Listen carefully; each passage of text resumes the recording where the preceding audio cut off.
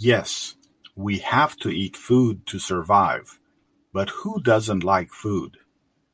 What kind of food do you like to eat? Do you like to prepare your own meals? Today's conversation topic for English learners is recipes.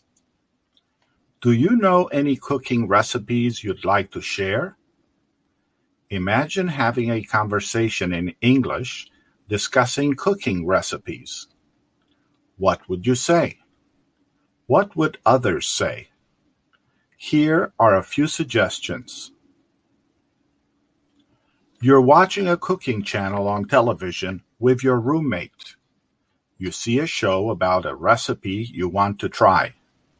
What would you say? What would your roommate say? You're in the kitchen and don't see any prepared food in the refrigerator. You ask your mother if you would work together on a baked chicken recipe she knows. What would you ask your mother? What would your mother respond? You are taking a cooking class because you need to learn how to cook your own meals.